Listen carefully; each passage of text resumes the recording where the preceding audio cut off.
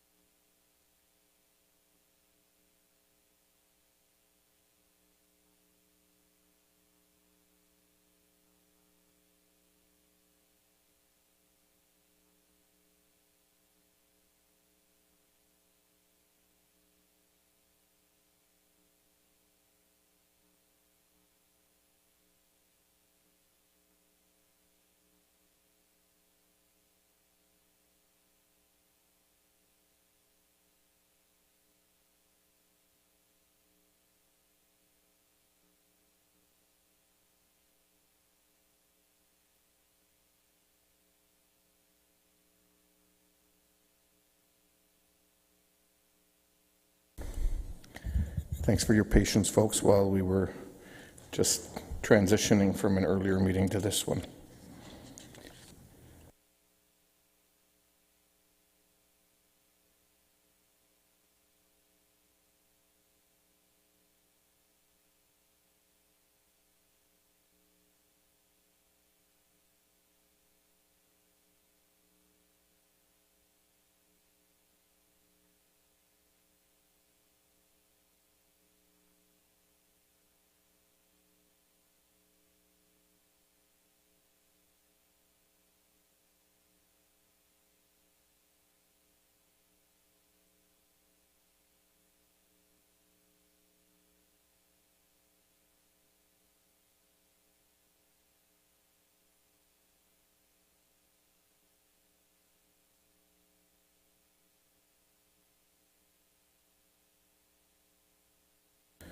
Okay, good evening, everyone, and welcome to the City Council meeting on April 29th, 2024.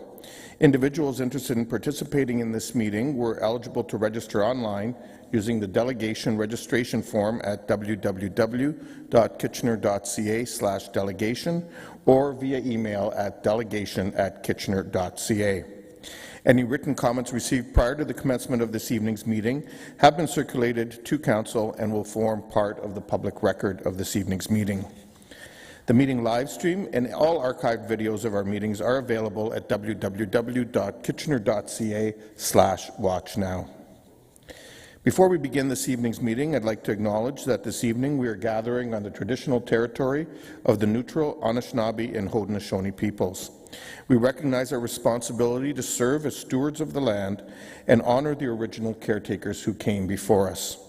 Our community is enriched by the enduring knowledge and deep-rooted traditions of the diverse First Nations, Métis, and Inuit in Kitchener today.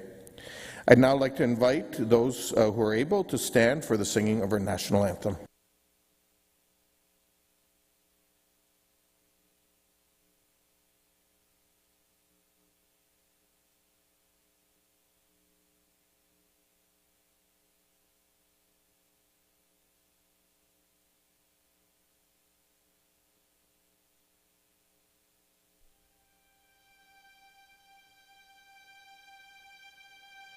Oh, Canada, our home and native land, true patriot love in all of us command.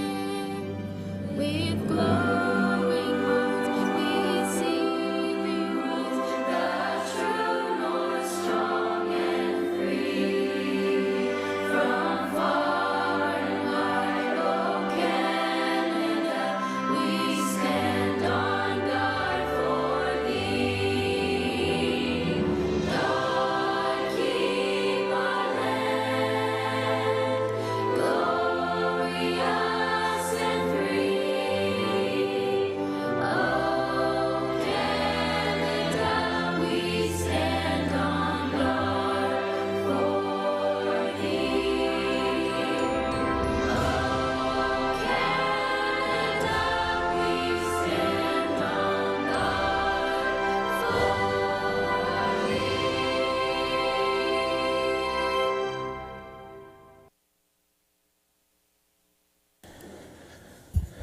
Thank you very much, and I sometimes use this as an opportunity to plug KW Glee, who did this version of O Canada for us for our Canada Day online virtual celebration in July 1st of 2020.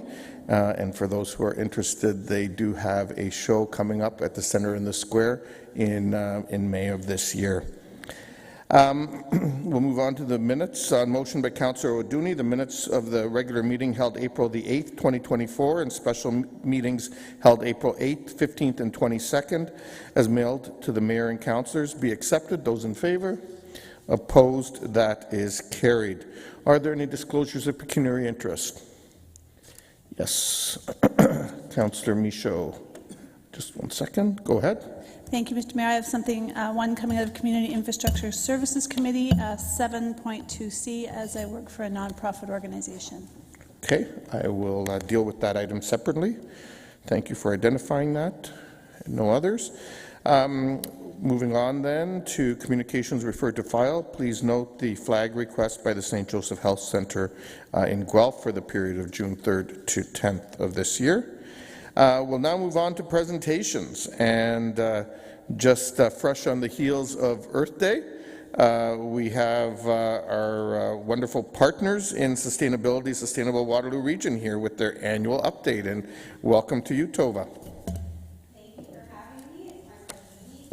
Thank you, Mayor Verbanovic and Council, for having me. I see that 5 minutes, so I'm going to be like, quick. Many of you were with us at the evening of recognition, and I thank you for taking the time to spend that evening with us. At that event, we were sharing some of the great impact of the work that sustainability has undertaken in 2023, and this slide is a great capture of many of the things that happened in the year. We had 19 events held. We had more than 1,000 trees planted in the ground, 1,800 plus students through the Evolve One building, and many other accomplishments. I encourage you to go to our website at sustainablewr.ca and take a look at the new year-end report. The TravelWise program has been with SWR for about 12 years since its inception, and we worked in partnership with the region through the pandemic, through the program starting up, and since the pandemic, to make sure the program was a good support for organizations across the region to help their employees get to work in a sustainable way. At the end of 2023, the region felt that the program was now strong enough to actually bring in-house under its own suite of services. So we're happy to say that the region will continue these services and encourage organizations in the region to participate in the TravelWise program. The Microforest program has gotten a lot of attention and some great progress. We've only been operating for 3 years, but we've already planted 20 forests, 1,800 trees in 5 municipalities in Waterloo Region. There was a really great forest planted last year at Voisin Park. It's with the Bree Families of Ontario Midwest Region, and it was a memorial forest where people were able to buy a tree in memory of loved ones lost and plant it in memory. Really beautiful evening or day, and we'll be doing it again this year. We also worked in partnership with Anishinaabeg Outreach for a spirit garden for everyone, and this is a food forest, our very first food forest, that allows us to be not only doing all of the good work of planting trees, but also of having food security and investing in equity for the long-term viability of the food systems, as well as traditional medicines with this partnership. We had 5 schools where we planted trees with the public school board, and in 2024 we're working on partnerships with the Catholic school board as well to have forests put in with them.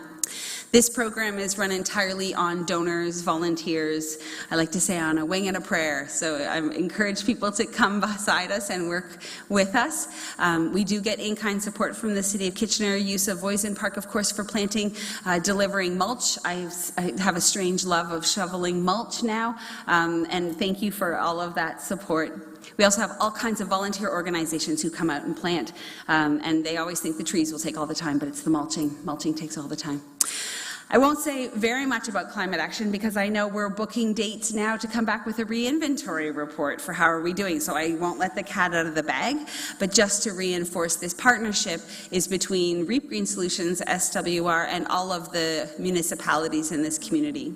One of the big things we did this year was launch the Progress Dashboard. So if people are interested in the actions that were listed in the Transform WR strategy and what's the progress on them, it's all online. And there actually was some recognition from academic research to say that the reason Waterloo Region is one of only 4 municipalities that's made progress on its climate work is because we do this in collaboration and in partnership.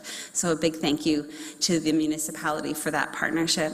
We also work together with all kinds of events to make sure that the whole community knows that climate action is everybody's plan and that we all have a part to play. So we held 7 events and went to 22 community events, engaging with nearly 600 people across the region last year.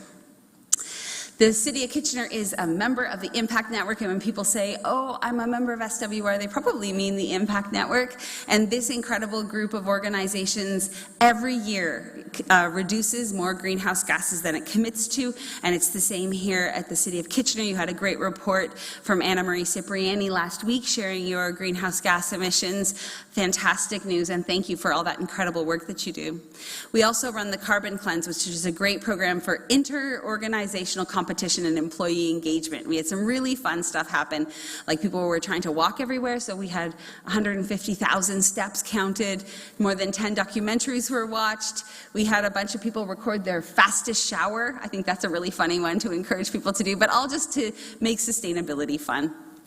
The Evolve One buildings had an interesting year. In fact, for the first time ever, it actually did not reach net positive energy status. It was partly because of a technical issue with an inverter, very small amount, but in fact it was the wildfires that happened last year that actually impaired the solar panels from being able to generate the energy that they are designed for, showing that we can either have a climate virtuous cycle or a vicious cycle. I'm going to end with just a little bit of a reflection on sustainability being in the news these days. And we've seen a lot of sustainability in the news. In fact, there was great news about the rec center, and I was thrilled to have been able to support that at council virtually, as well as lots of other things that have been in the news. But Catherine Thompson did have an article that said, we are past the point of ringing the alarm bells. And she's right. You know, the IPCC report, of which one of the authors is from the University of Waterloo, says we have to reduce our carbon emissions by 50% as a whole globe in 6 years. And so the work is urgent and it is critical, and I firmly believe that it's work that will make our lives and our community better and stronger and more equitable, more prosperous, more financially prosperous. And so I'm really excited to be part of that work. A couple things that we're doing to make that happen is a partnership with Explore Waterloo Region, and in that partnership we're actually helping the events, tourism and sporting sector attract more events and big conferences, sporting events here into the community, because sustainability is a huge thing in that sector, and just find ways that we can measure and work to reduce the impact of those events. We are also working with Uvaro, a local startup, and Boundless Accelerator in Guelph on the Clean Tech education program to help people learn how to sell, manage projects, be in business development, etc., in the clean tech sector. So if you know people that you think could learn a little bit about how to understand the business of clean tech, I encourage you to look at that. I'll end on this slide just to share that the movement towards climate is a marathon, and there's an ebb and flow in what society seems to think is the critical thing. But the UN Sustainable Development Goals, as Mayor Verbanovic knows very well, says that we cannot accomplish any one goal without moving the needle on all of them. And SWR really did focus on intersectionality, and it's become a really big part of the work that we do, and finding those multi-solving solutions. So we encourage you to continue all of the incredible leadership you have here. I say a big thank you for the support and partnership over the years. SWR is in its 15th year this year. I've been here now for 10 years, and it's an honor to do this work. So thank you very much. Well, thank you very much, Tova. And wow, I can't believe 10 years have already passed since you took over the helm of the organization, which is awesome, and it's great to see how far it's become. So or how far it's come rather. And so on behalf of all of us, thank you for the great work that you and your team continue to do to lead, to encourage, to gently nudge, sometimes to maybe push a little harder, just trying to help make sure we do our part to looking after our planet. We do have some questions for you. Councillor Singh, you're up first. Thank you, Mr. Mayor, and Tova, as always, thank you for that upbeat message, and I honestly view Sustainable Waterloo as that good angel on our shoulder, always reminding us to do the right thing. And the information that you outlined is really helpful because it shows all the smaller steps taken to a larger goal. So speaking to that, I love the idea about the food forest as well as the microforest as well. What more could we do to align Sustainable Waterloo within the, I guess, assets that are within the City of Kitchener at the local level? I mean, at the street level, the neighborhood level, as an example, our community centers and our neighbor associations, and our, with the food forest, our community gardens. Have you guys leveraged on that, or do you think there's space for us to be able to do better? Thanks for the question, and through you, Mayor Verbanovic, I think there's an incredible opportunity to do this because a microforest is only the same square footage as a residential building lot. It's not a huge amount of space, and we are looking always for locations to do it and for people to come beside us to help us pay for the trees. That would be great. So I think there's lots of opportunities to be looking for places. There's also something I've sort of floated out a few times, and maybe it's a little more of a push, as you say, sometimes the extra little nudge, is to actually designate spaces in the official plan to say this spot could be a microforest and this spot could be a microforest, so that it doesn't just sit in the minds of those of us at SWR that are thinking about it. It's in the minds of developers as well, tiny little spots that are adjacent to development land, to public parks, to community spaces, etc. That would be a really cool way to put it into the mindset of everyone. Yeah, I love that. I think that's something that we should definitely explore more, and we can work with the development community to that effect as well. Last question regarding I would say the memorial trees. This is something I've been encouraging and pushing for a long time. Great. I think we can do better with our parks, especially if there's a buy-in by residents. There's almost a sense of ownership of that tree. Yeah. How many trees have you planted to that? How many trees were planted in Kitchener, if you have that information? Yeah. And again, could our Parks Department liaison with Sustainable Waterloo to bring in the applicants that actually want to do this? And that's been part of the struggle from what I've heard from our staff, is that sometimes it's a challenge coordinating that. Thank you. Yeah, thanks again for that question. So this was done in partnership with bereaved families, and it was one park, and it was done in Voisin Park. So we've only done one. We planted about 100 trees, and actually we did it as a fundraiser for bereaved families of Ontario, which I think is kind of a cute story, that there's a little tiny nonprofit doing a fundraiser for another little tiny nonprofit. Like, that's how a rising tide floats all boats, right? These trees, each person came and planted their own tree, and they could do decorations and such around the bottom, though we encouraged them not to be plastic because we wanted them to be compostable. But the trees don't have plaques under them, but certainly people would come out, they would plant them, they can come back to the forest, they can watch them grow over time. There is a plan to do another one this year, and we would love to continue to work with the city to be doing this kind of thing on a regular basis, so absolutely. Thank you very much, Councillor Singh. Next up, I have Councillor Johnson. Thank you, Mr. Mayor, and thank you, Tova, for coming in. I agree with Councillor Singh. You're always so energetic and enthusiastic, and it's exciting to see all the things that that you do over a year. It's pretty amazing. I wrote down a few things. So I think you said 7 events with over 600 people, 6,000 people participating. That's incredible. Way to go. Thank you so much. You know, the more that you educate people, the more that you're out there, is so important to have people think about sustainability goals every day. So thank you for that. I had a question around, you said that you have a partnership with Explore Waterloo Region for events. That's great. That's pretty amazing, and that's amazing for economic development as well. Maybe you can touch on what some of those things would be. Thank you for the question, Councillor Johnson, and through you, Mayor Verbanovic. It's a really cool partnership because what we're doing is we're actually working with the people who encourage all of those events to come, and our expertise in organizational sustainability. And we're helping all of these locations to measure what their baseline is when nobody's there, and then an event comes in and they bring 200 hotel rooms, and we can say the carbon footprint of those 200 hotel rooms was this. This was the additional load.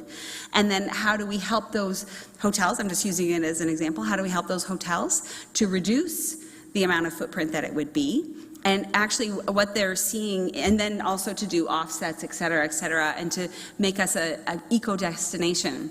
And what I've heard from the people at Explore and members of this sector is that actually they're seeing a requirement for what are you doing in sustainability in the RFPs for these events. So it is a business requirement now, but oftentimes people will say, oh, well, we have a reuse your towel program. Or we encourage people to adjust the temperature in the hotel room. I'm just picking on one part of the sector. But in fact, the work that SWR always does is data-driven. It's always based on numbers. So this region will be able to stand out from anybody else saying they have sustainability action, because we'll be able to say, in fact, we know that this is the footprint of these locations, and we can actually give you the carbon footprint of your entire event. We're also talking about offsetting transportation and making it something that encourages use of our light rail transit, et cetera, all of that sort of thing. So to make it a more fulsome understanding and put us above the competition, because we are the place where sustainability innovation happens in Canada. So why not just keep that going? Absolutely, totally agree with you. And with the opening of our new big recreation complex, which will also be a zero, you know what I'm trying to say.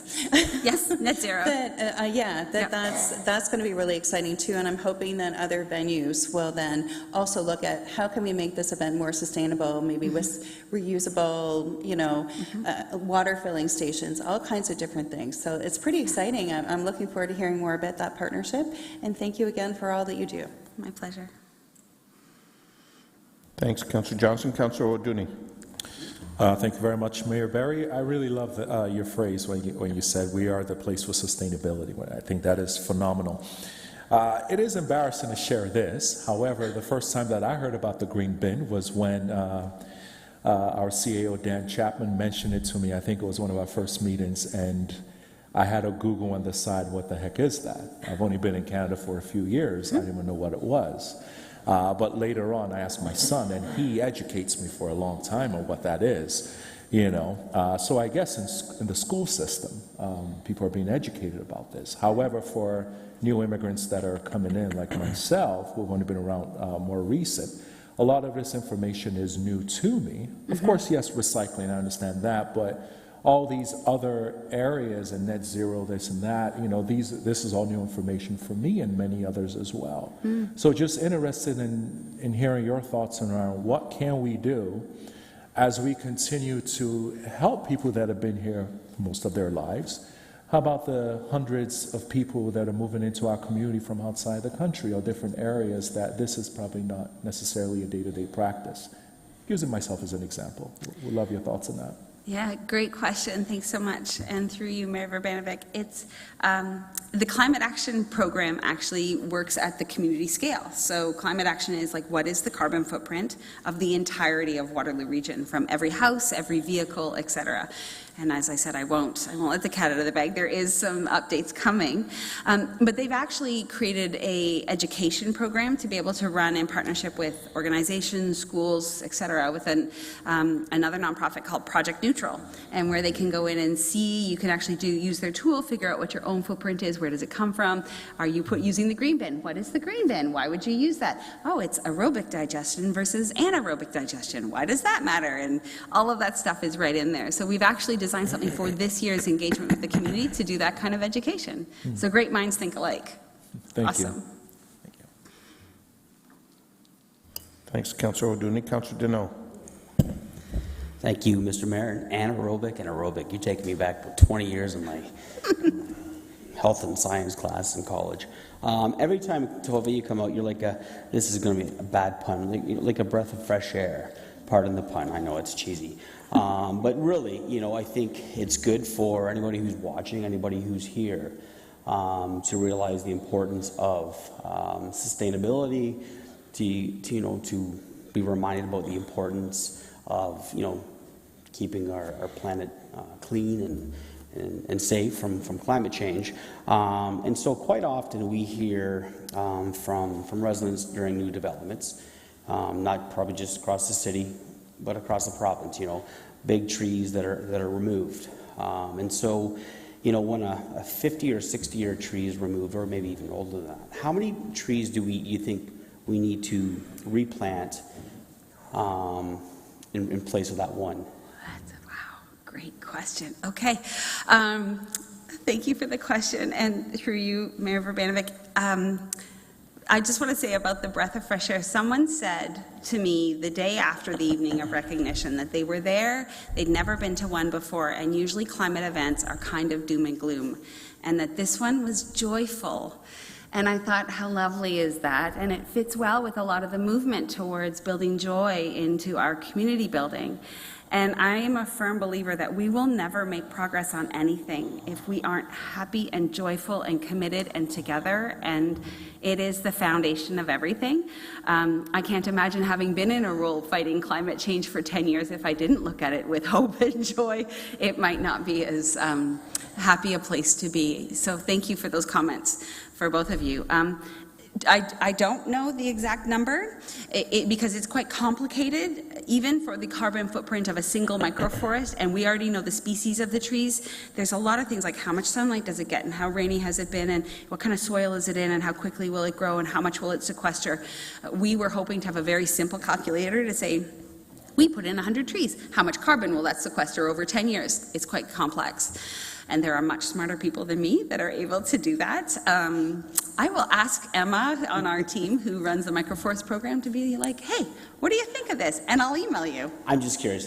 So I'm reading a quick quote from NCASI, and it talks about old forests have actually accumulated more carbon than younger forests, but young forests, because they grow rapidly, they actually remove much more CO2 each year from the atmosphere than the older forests and trees. Yes, and if you cut down the tree, you're releasing the carbon that it has stored. Yes. So people are like, oh, because we plant trees in Canada, I've heard this forestry is carbon negative. Not true, because if you were only counting the trees you planted, yes, but if you count all of the carbon you are now releasing from stirring up the soil and cutting down the trees, no, you're going to burn those or make them into something, and you're going to eventually they're going to rot, and all of that carbon is released again.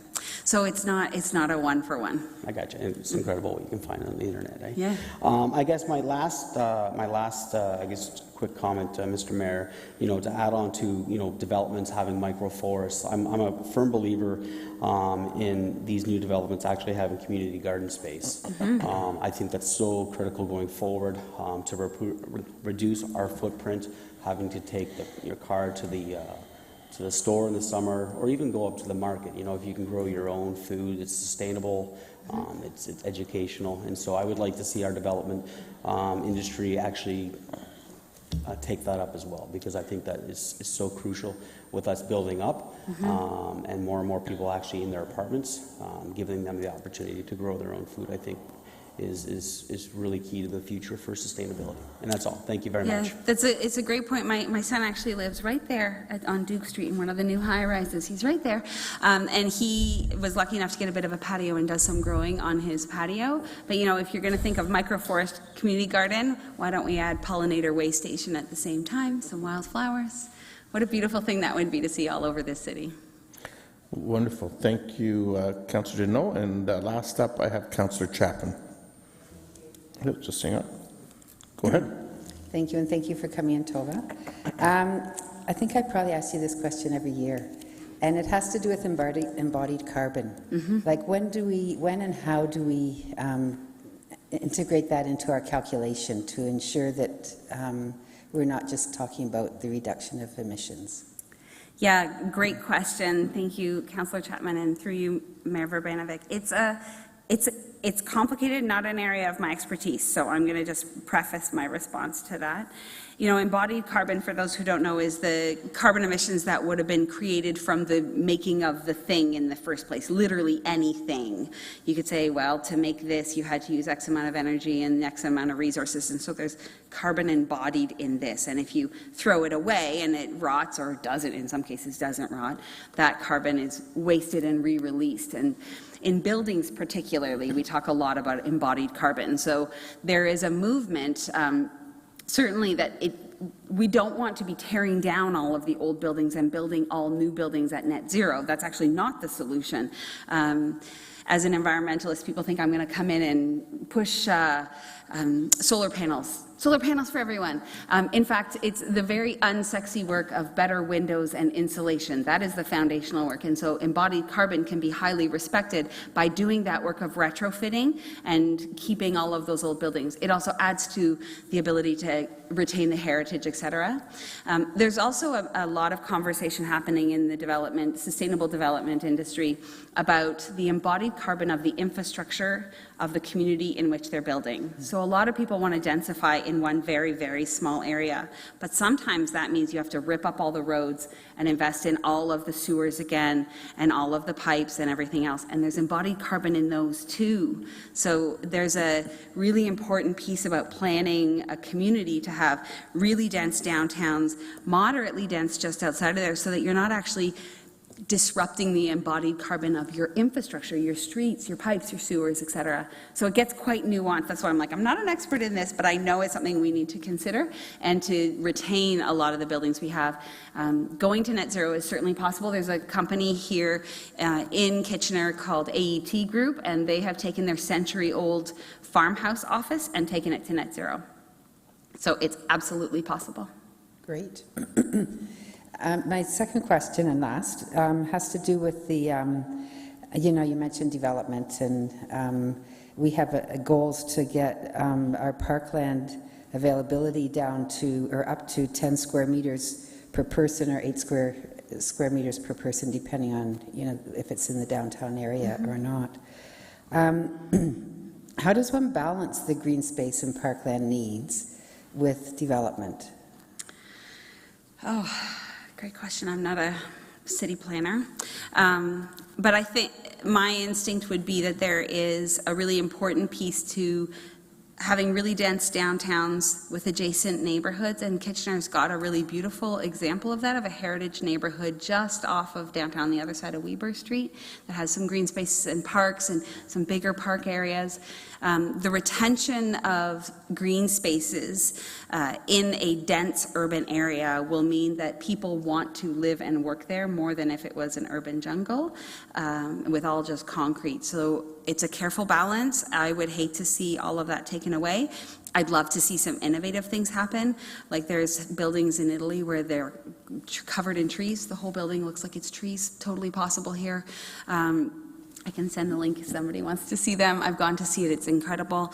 There are ways that we can bring green space in, but I think having space for people to go and sit under a tree, as the microforest program strives to do, is really important, and we should prioritize a good balance. Okay, thank you. Thank you very much, Councillor Chapman. Those are all the questions we have, so thank you again for the great work you and the entire team at Sustainable Waterloo Region do. Thank you so much. Okay, we'll now move on then to delegations. I want to remind all delegations that they have 5 minutes to make their presentation. To all delegations, while public participation is welcomed at meetings, we're committed to engaging in respectful and constructive dialogue with members of the community, and conducting yourself in any of the following manners may result in an immediate removal from the meeting: interrupting the mayor and councillors, staff, or other delegations, derogatory statements about the mayor, councillors, staff, or others, and hate speech or defamatory comments. One last reminder for delegations: please do not take offence if following your presentation there are no questions from council. This is council's time to really listen and reflect upon the opinions and ideas shared with us from our community members.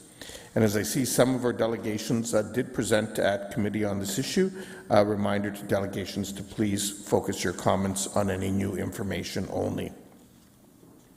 So with that, we'll move to item 6.1, which is the official plan amendment and zoning bylaw amendment applications for 135 to 161 Jackson Avenue and 135 Brentwood Avenue.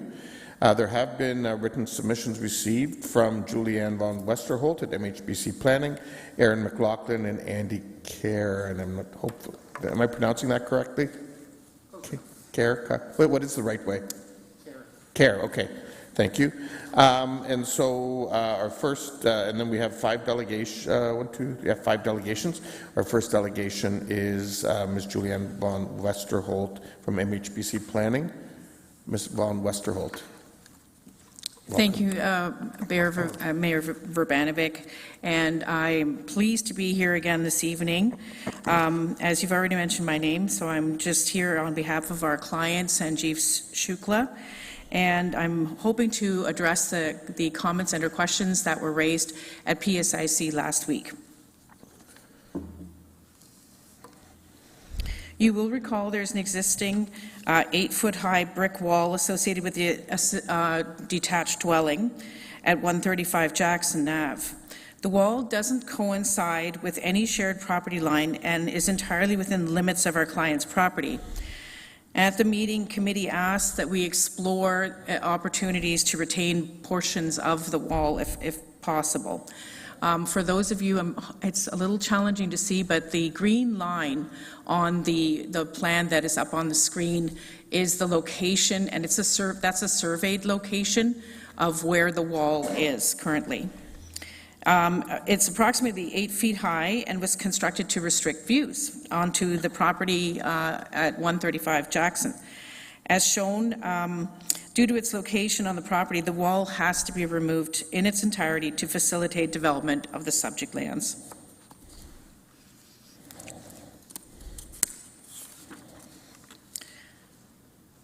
The height of each floor, I just wanted to mention the other issue that was mentioned predominantly was the height of the units.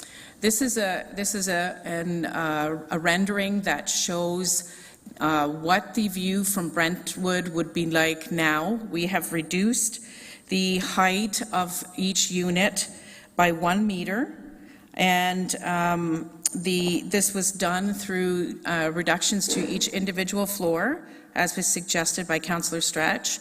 And in addition to that, we've recessed the basement units a little bit more into the ground. This is a 2-scale drawing or rendering that shows what the view would be like. This proposal, if you recall, provides for ground-related development with 2 or 2+ den bedrooms. So that appeals to a broad range demographic. To reiterate, the current zoning permits the stacked townhouse built form today, and this proposed development provides housing choice and the desired missing middle.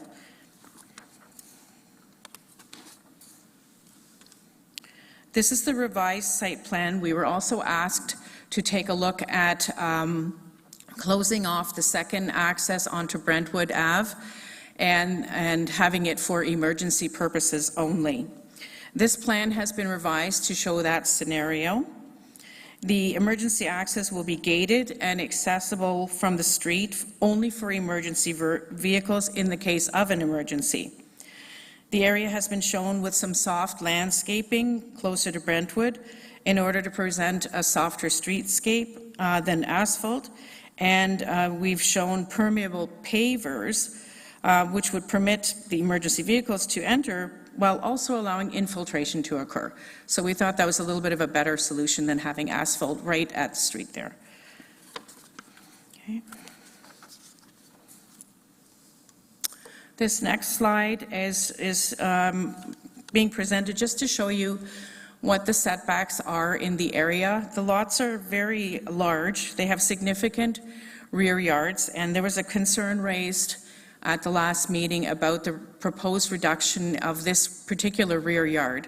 It only impacts 4 properties, and I've put stars on them so you can identify which of the 4 properties are impacted.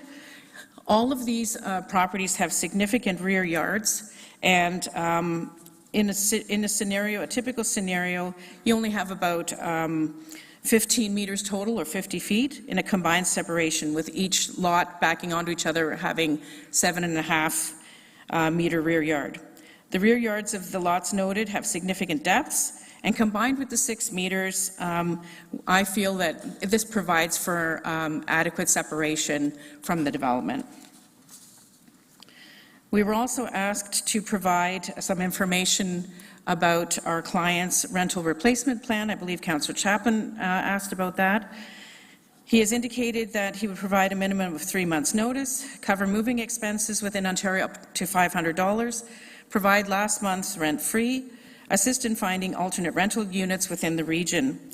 Although the owner is not providing affordable housing, he has provided this plan, and this goes beyond what is required by the Residential Tenancies Act. In addition, I should note that the tenants were fully aware of the owner's intent to develop upon signing of the lease with our client, and they were also aware that there was no option for renewal. In conclusion, this development provides for ground-related housing with larger units suitable for multiple persons. We have heard from council in the past that we need the missing middle built form, and this is a good example of the missing middle. The development aligns with Rianne's, and stacked townhouse use is currently permitted. We believe this development addresses the comments raised by council at PSIC. This concludes my presentation, and I'd be happy to answer any questions that you have. Thank you. Thank you very much, Ms. von Westerholt. We do have some questions for you. Councillor Davey. Yes, thank you. First off, thank you for taking the height concerns seriously. I appreciate that. But on that, I just wanted to confirm, I know we got some of the details today, but it wasn't, just speaking for myself, it wasn't my intention to bury the people in the basement floor either without, tiny window wells. So can you confirm that they will have some significant light and windows on I guess I'll call them the basement units? Through you, Mayor Urbanovic, Councillor Davey, yes, we have contemplated that. What has been done is the footprint or the floor plans of the units were reversed in order to allow for more light coming from the actual source of the light.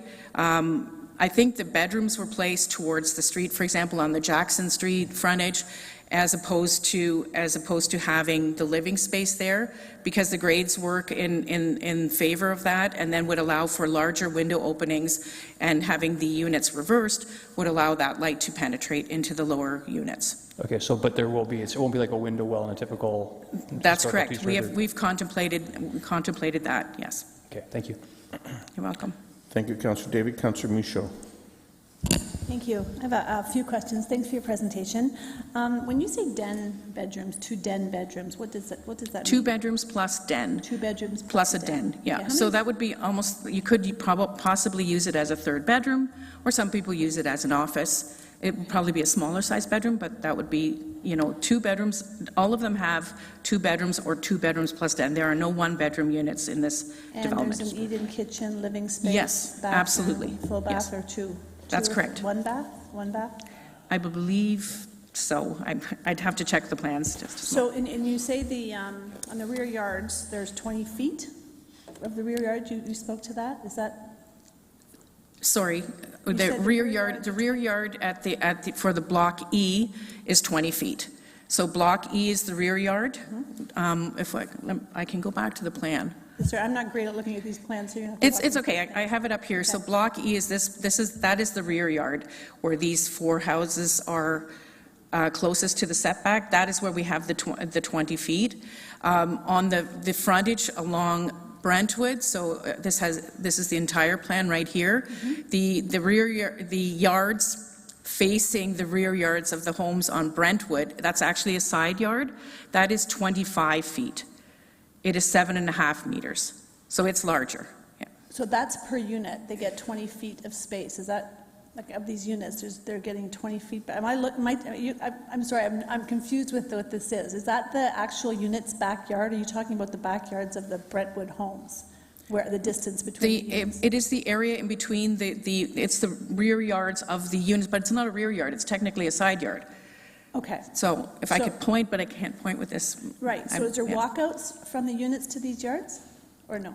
It's just space? I'm not sure if they're walkouts, yeah. Are there balconies on each of the units? There are balconies, yes. On all of the units, or? Yes, Okay. or a patio if they're at Okay. the ground, yeah. And as for the trees, that there was some conversation about trees being, saved. How many are we talking here? I know there's a lot of vegetation. I know that's a big question to ask, but when you ask if you're saving a couple trees, is that sufficient? No. So I'm curious to how many trees that they suspect can be saved, or at like a guesstimate number.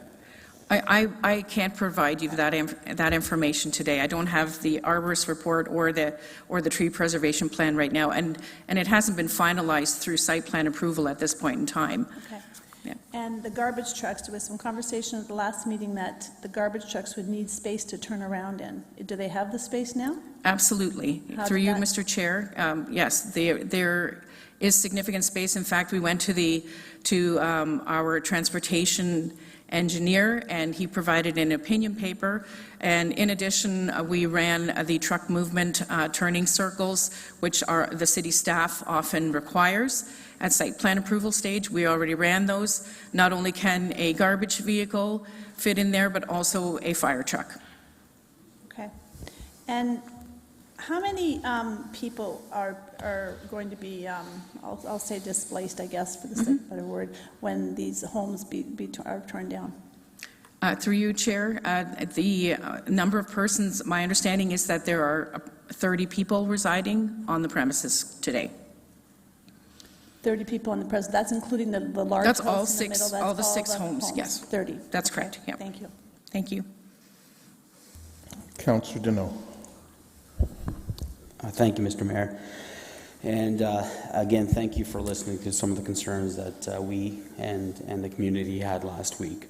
Now, I'm going to go along with Councillor Davies' question, because when I saw that the basement units are even more submerged into the ground, I don't think that's what any of us actually envisioned. And so I'll leave this for my comments. My question is, how big are the windows going to be? Obviously, they're not going to be just like your typical egress windows. No, I believe they're larger than, I know there were some emails that went around, they were larger than 16 inches, so they're larger than that, so 18-inch and larger. So. Okay. And so the basement units have patios? Yeah, I believe they do, or they have a walkout, one or the other. I'm not 100% sure. I'm not the architect, I apologize, yeah.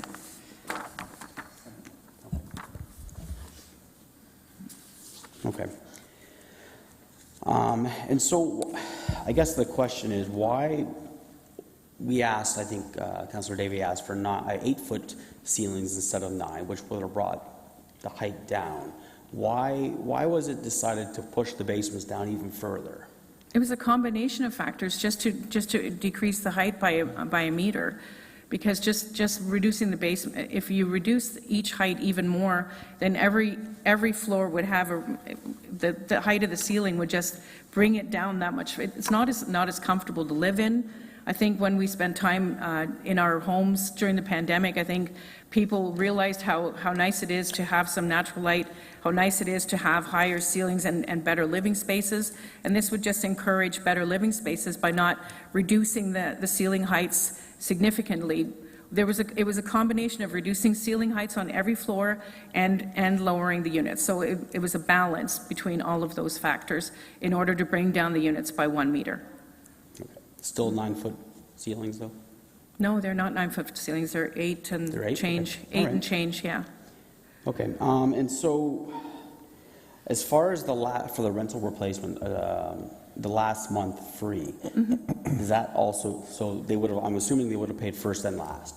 So their last 2 months would technically, 1 month would be free, then the other month would be taken care of because of their last paid rent, like the first and last. I'm just quoting what my client has said, is that the last month they would be free.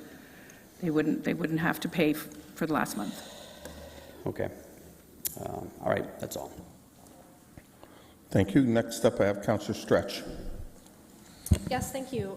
You talked about having to remove the fence, and it was really helpful to see it laid out.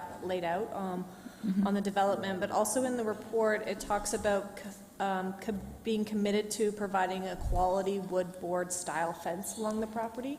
Is that accurate? Through you, Mr. Mayor, yes, that's correct, Councillor Stretch. And the city's policy requires that a fence be provided in a situation like this anyways, and we will work closely with city staff to provide an appropriate, in terms of size, something that will also provide some privacy and, of course, of a high-quality material. And that's just something that we will deal with the city at that time during the site plan approval process. Great, thank you. And just to be clear that I'm understanding the report, so you've reduced the ceiling heights by 20 centimeters? Approximately, yes. Yeah. Yes, approximately, and then that 20 centimeters, I think, was also 20 centimeters deeper into the ground to achieve the building height of 11.5 meters, is that correct? Yes. Okay, great. I know one of the requests was from the community was more parking. And I see that there wasn't an increase in parking, but that it is possible on the plans to have more parking, but that would come at the cost of removing more trees. Is that accurate? The plan right now shows the number of parking spaces that can be accommodated on site. We have not further reduced our parking request, despite the changes that were requested by council for us to consider. So the original request at 1.02 spaces per unit stands. Correct. Yep. Okay. That's all. Thank you. You're welcome. Thank you, Councillor Stretch. Councillor Singh. Yeah, thank you. I understand that you're here representing and only can state the information that's been given to you by your applicant. It's very difficult for you to commit on their behalf. Is it feasible, if this is not dealt with immediately, that you could communicate with the applicant, confirming that it is truly 1 month of rent that's being given to the tenant, as opposed to just the last month's rent as deposit that's being considered as a waiver? Through you, Mr. Mayor, I believe that is his intent. He certainly doesn't want the people to be burdened with an additional month's rent. He's also indicated that he will help find units for them. He will help pay moving costs. I really, truly believe that he is trying to do what's right by these people. Okay, so we'll take it as an assumption that the tenants will be given a, not specifying in wording last month, first month, whatever, but will be given a relief of 1 month of rent. An additional month, yes. Excellent. And the other is, again, it was asked by this committee to reduce the height.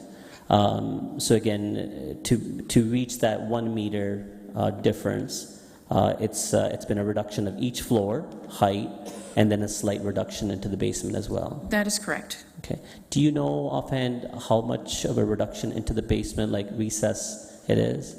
I'm sorry, I do not. That's okay. You're not the architect. You're just representing the information, so that's okay.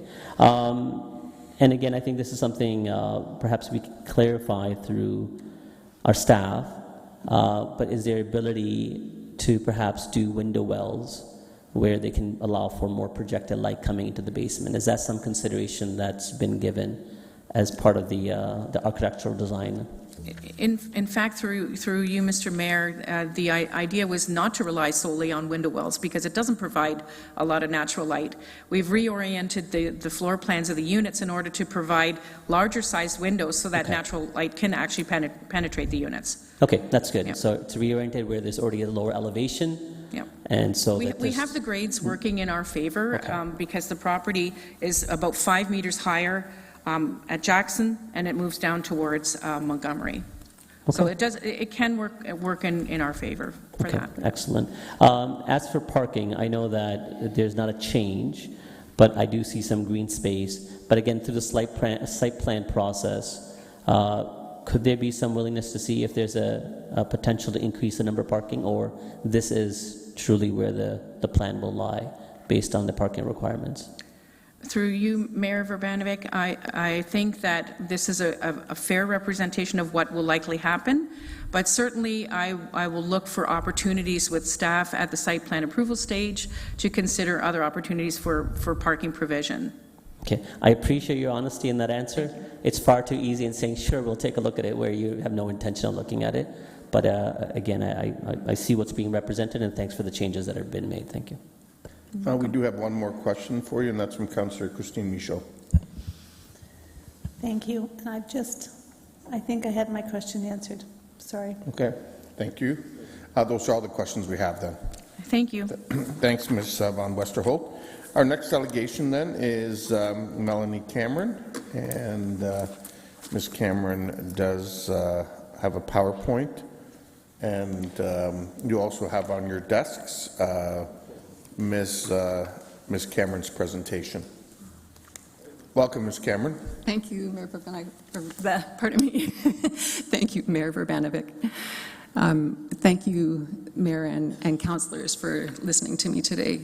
My name is Melanie Cameron. I live in Ward 10 of Kitchener, and I'm here to represent my mother, who lives at one of the two homes that abuts the what's been referred to as the laneway at 136 Brentwood Avenue. Yesterday evening, I emailed you information about the sources that I'm going to be speaking to, and as Mayor Verbanovic mentioned, you have a handout in front of you. I think there's far more information in it than I'm going to be able to cover in 5 minutes, so you might want to sort of skim through as I'm speaking. And I also want to mention, just in case it becomes evident, that I am recovering from a brain injury, and so processing speed is difficult for me. This is the first time I'm doing something like this since that's occurred, and so don't be alarmed. Something unusual happens here in that regard. So I've been following, obviously, with my mom's home right beside this property, following this extremely carefully. I've attended every public meeting. I've read every single document that I could possibly lay my hands upon, engineering reports, noise studies that were not included directly, appendixes that didn't show up somewhere, like shadow studies I found somewhere else. I've looked at this really carefully and listened really carefully, and what I'm hearing is that the expressed reasons for including 136 Brentwood by city staff and the developers' representatives are that it's required for 3 reasons. So one, that Brentwood is the only possible route by which to tie into Storm. So when they brought this proposal to you, that's what they told you. And then they said that it was also the only possible way to tie into sewer. I'm going to talk about that some more. And then they said that it's required by the fire department for emergency fire access. So I want to share with you some of what I found in this regard. And first of all, actually, they clarified for you at the last meeting 1 week ago that indeed it's not required for Storm. The engineer for the developer let you know that after the city staff let you know that that wouldn't be possible to tie into Storm. She said actually it would with a 50-meter dig. Then with regard to sanitary, as I was looking further into this issue, and I was reading through the communication between the city staff and the various municipalities, I noticed that there was an application submitted for tie-in to to tie into Brentwood, but I didn't see any attempt to get clearance to tie into Jackson. And so I am curious to know, was an application submitted in order to tie into sanitary via Jackson? Was it rejected by the municipality, or was it not even attempted in the first place? And therefore, that's the reason why maybe there's no other possibility to tie into Jackson, because they've only submitted to tie in via Brentwood. And in addition to that, in the engineer's notes, they comment in their limitations of report section, this report was completed for the sole use of the client. This report is not intended to be exhaustive in scope. As such, this report may not deal with all issues potentially applicable to the site and may omit aspects which are or may be of interest to the reader. I'm interested in this particular point. The conclusions and recommendations go on to say that given the proposed phrasing of the development, so proposed phasing of the development, connections to Brentwood Avenue are preferable over connections to Jackson Avenue. So that to me suggests maybe connections to Jackson Avenue are possible, and because of phased development, they prefer to connect through Jackson. And you can see within your document one example regarding citing that the frontage of Brentwood has the only manhole, but you can actually go and see there's a manhole on Jackson. So they've omitted that there's a manhole on that fronting. At least to my eye, it looks exactly the same as the other manhole. With regard to fire access, city staff claimed verbally and in reports that fire service has indicated that a secondary laneway is required via 136 Brentwood Avenue. Staff told you that many times during the meeting on the 22nd. That was repeated. And then, meanwhile, in that same meeting, when the developer's representative spoke, she stated that, quote, in initial meetings with city staff, with staff, city staff requested the secondary laneway in order that traffic would be dispersed. And then the delegate added, and it is also the logical low point. So I have analogous questions with regard to fire as I do to sanitary. So one, again, was Municipal Fire Prevention asked to review a site plan that did not include secondary access to 136 Brentwood? And if so, was it rejected for clearance? And was the developer then instructed by fire to include a second access laneway via Brentwood or via any proposed portion of the site? And then I'm going to refer now to the next slide that will be figure 6 before you. So this is the only close-up figure that exists of the proposed Brentwood laneway right here before you. A lot of what appears there is not labeled. Some of what appears there I literally needed a magnifying glass to read. Brentwood, in any meeting I've attended, in any document I've read, it has only and ever been referred to as a proposed laneway or a secondary access lane. However, if you look in that figure, and I'm sorry that I wasn't able to circle it for you, but if you look sort of along the top left-hand side of that laneway, actually, no, it's more in the middle there. So you see the lane kind of coming down. You'll see what appear to be 5 parking spots, a strip of parallel parking spots. And if you count the number of parking spots that are within the interior of the development, and you add that to those 5 parking spots, you arrive at 121, which is the number of parking spots they're proposing to you will be included in this development. And so I'm curious then also if, as the developer's representative has suggested, that laneway is then blocked off just for secondary emergency access. What about the 5 parking spots? Are they going to stay there? Is it emergency access plus 5 parking spots? Are there going to be more parking spots added? In addition, if you look even more closely, so here, like, do you see the little again, I wish I had circled this for you, but you can see there are like little boxes in the top, sort of toward the top left. I'm not sure what those are, and I wondered, are these dumpsters? Because I don't see them located anywhere else in the development proposal, and at this site planning stage, I would have thought we would have seen them indicated in the figures. Are they bicycle lockers? Are they for motorcycles? I'm just not sure. Again, I can't possibly tell because there's no labeling. I would be particularly concerned if they're dumpsters on a Res 4, what's been proposed as a Res 4 laneway for emergency access purposes only. I'm not sure what else I would be concerned about. I need to know what those are intended to be. With regard to parking ratios and trips estimate calculations, there's communication documented between city staff and transportation services where transportation services raised several key questions and recommendations on January 22nd to city staff. Those included questions about parking ratio and allocations, potential need for street parking because of a lack of sufficient parking within the residence, and trips estimate calculations. And then by the day before the city staff report was due, there was a 2-sentence response from transportation services saying, go ahead, it's okay, I approve. And somewhere in there, there was mention of a response matrix, but I couldn't find the response matrix. So I'm curious about what was contained in the response matrix of the developer that they submitted to Ministry of Transportation Services that did away with all of the concerns that they had, serious concerns, I think, on January 22nd, and then it was okay by the end of March. And ought the response matrix to be made available for the public and council review? And I don't know, maybe... Ms. Cameron, if I can ask you to start, I've tried to provide a lot of extra time for you. Okay. But if I can ask you to start wrapping up, please. Okay, I'm sorry. So I guess I'll move on then to the actual construction of the laneway. It's indicated here that, can you go on to the next one? That there's actually a guardrail required in order to construct this laneway, and that suggests to me the height will be quite significant as the laneway travels down through between my mother's yard and the neighbor on the other side. So she's going to be looking at not just a flat laneway, as I'd initially imagined, traveling between her yards. She's going to be looking at a laneway that's ascending.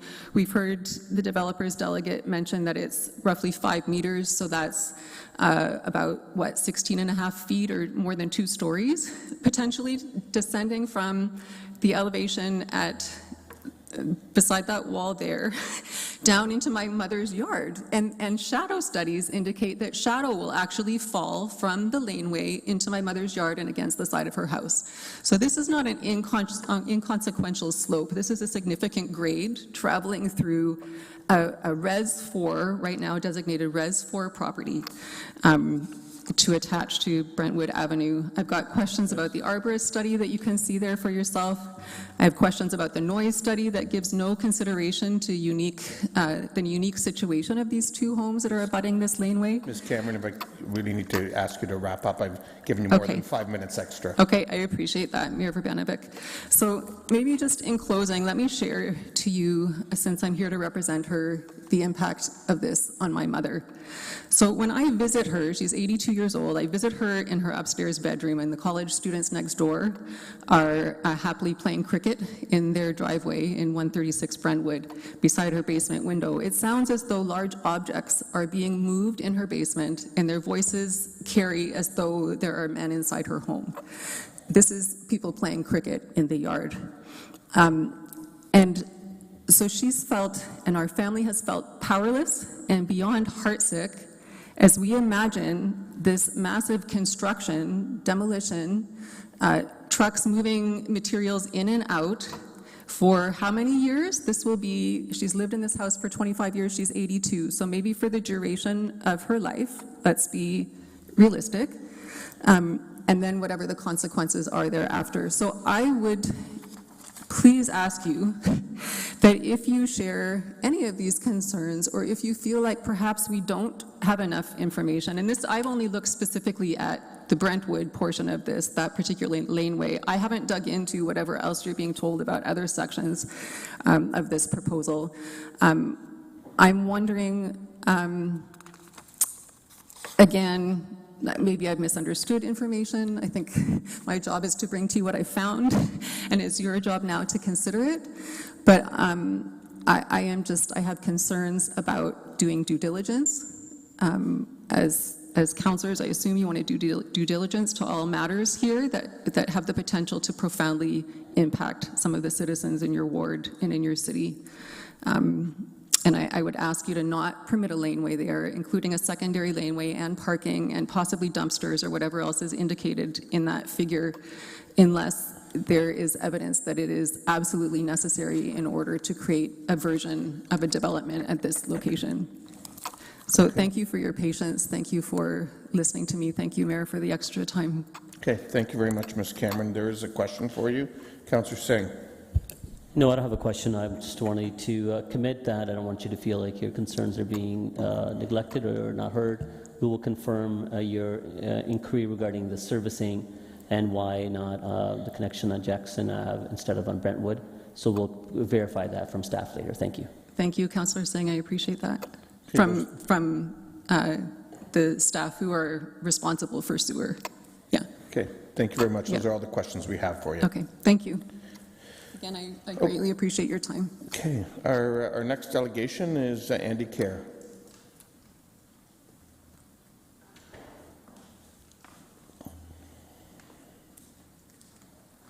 Welcome, sir. Thank you, Mayor Verbenevik, and thank you, Council. So we've heard quite a few issues, by the way, from other people over the entire course of this proposed development, and they keep using, and by the way, it was used from the developer and adopted by city planners, that is the missing middle option. Well, it's the missing middle that nobody wants. It's not needed.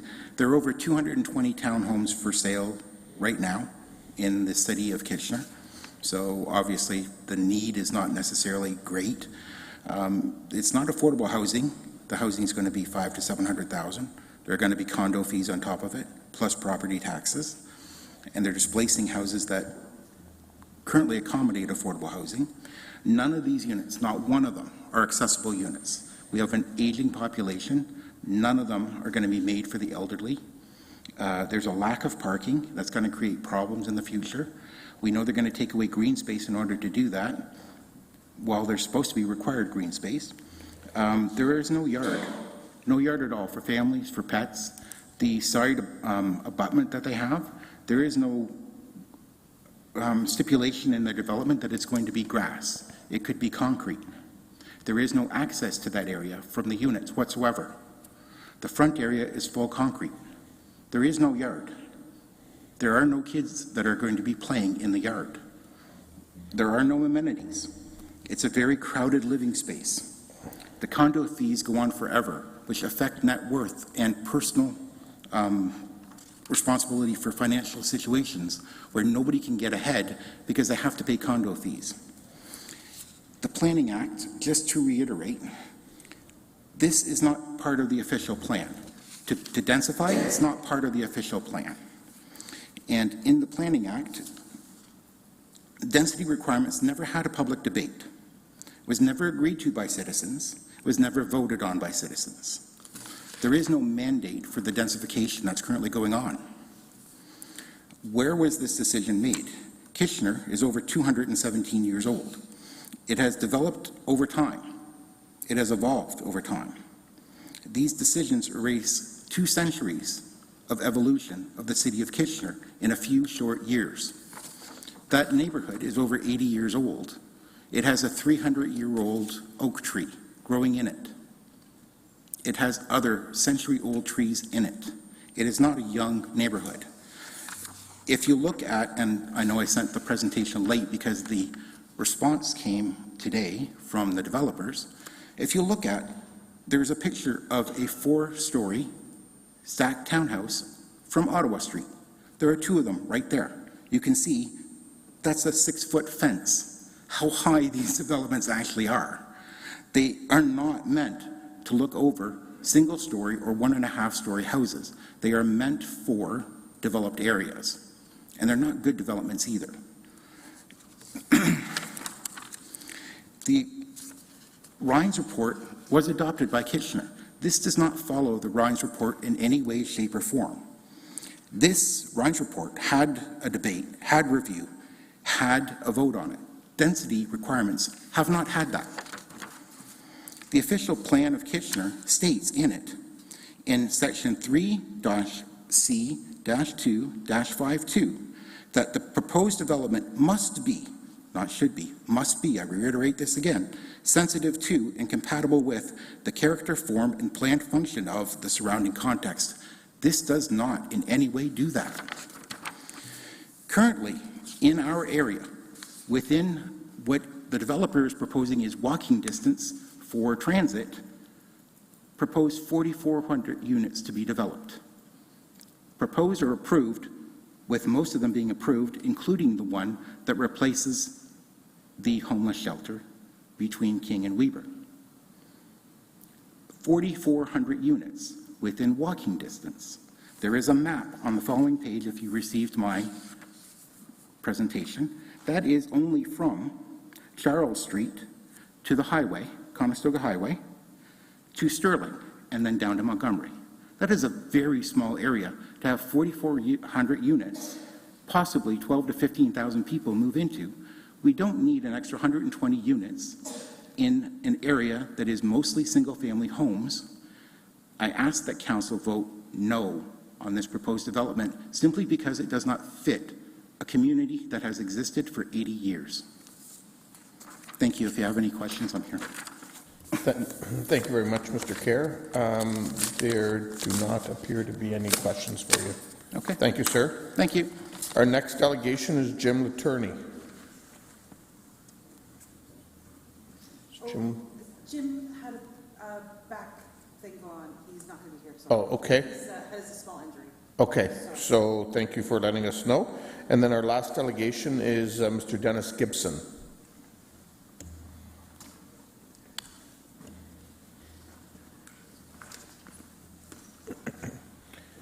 Welcome, Mr. Gibson.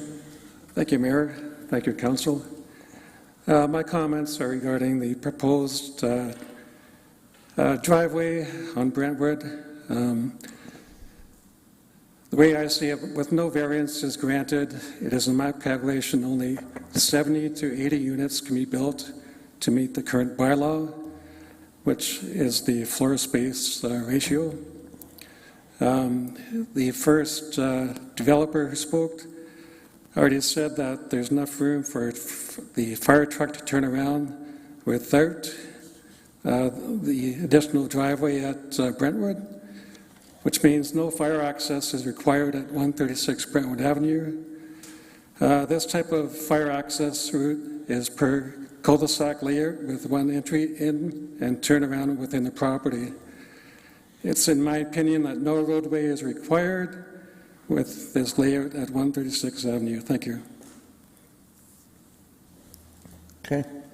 Thank you for the presentation. There don't appear to be any questions. Thank you. Thank you, sir.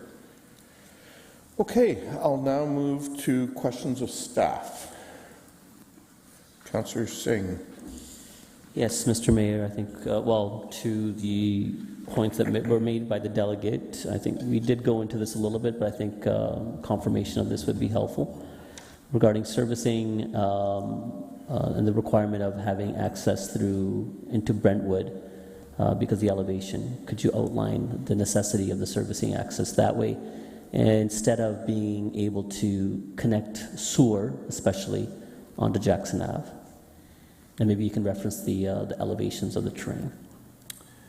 Through you, Mr. Mayor, I'll just preface this by saying I'm not an engineer, but what I can advise you is that part of their application process and in support of their request, they submitted a functional servicing report that was prepared by a professional engineer that included a service connection for sanitary and storm to Brentwood Avenue. It is the lowest point of the site. We talked about the grades. So from an engineering perspective, that's typically the first go-to. It's the most effective, most cost-effective way of doing it. On top of that, of course, we have the access consideration. That's always been part of the plan, just to confirm. That secondary access has been confirmed by fire as being needed. I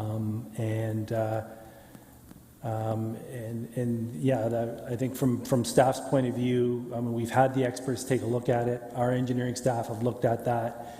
They support the functional servicing report that was submitted in support of that application. Okay, I think revisiting that is just helpful to confirm based on the concerns laid out by the delegate. So thank you for that. Okay, next up I have Councillor Johnson. Thank you, Mr. Mayor. And I think Councillor Singh asked a very similar question to what I was going to ask, but I'll maybe put it in a little different way. The report from the fire department with regards to needing that secondary access, perhaps, Mr. Bateman, you could expand on that and also maybe let us know whether or not there's a precedent of us not, going along with what the fire department does, because I think it's really important that we look at the safety of this here. Thank you. Go ahead. Through you, Mr. Mayor. So we did look at, and there were some discussions about some other site plans that have been in front of this council over the last few months, and we did go back, and I remember, and I was reminded when I watched the video, the debate was about having two primary accesses for all moves, so that would be pedestrians as well as vehicles. All of the site plans that we did have those discussions on all do have a secondary emergency access. In my review of all of the site plans that have been reviewed in the last little while, we've consistently applied the emergency services policy, and that applies when a 150-meter loop or greater than the 150-meter loop is provided, that fire does require that secondary access. We discussed last Monday about the opportunity of potentially eliminating that second access if a private fire hydrant is provided. Mr. Bateman did follow up with fire, and that is not the case. The fire hydrant is required in order to have a minimum of 90 meters between the truck, the hydrant, and then the furthest bedroom. So there is no opportunity to eliminate that secondary access, and fire has confirmed that, and that is consistent with other site plans. Thank you. Okay, thank you, Councillor Johnson. Councillor Stretch. Yes, I have a few questions for you. Okay, so can you help us understand why the buildings are not classified as mid-rise as per the definition? So the 3.5, the 4. Confusion, I guess. Go ahead. Sorry, through the mayor, could you just repeat that question again, Councillor Stretch, on that? Sure, so why are the buildings not classed as mid-rise? So mid-rise versus low-rise, 1 to 3 versus 4 to 8. Well, mid-rise fall within a broad category, you're right. This one sort of sits in between the two of them. Like it's 3 stories. Now that they've lowered the height, they are really at a true 3-story, just slightly above. So it is more of a low-rise situation, but the form of development is more of a mid-rise form. So Okay. it just doesn't quite meet that definition. But Okay. And then how, so this is a question from a resident, so how can you excavate around the building for more light into basement units and still fall within the 110%?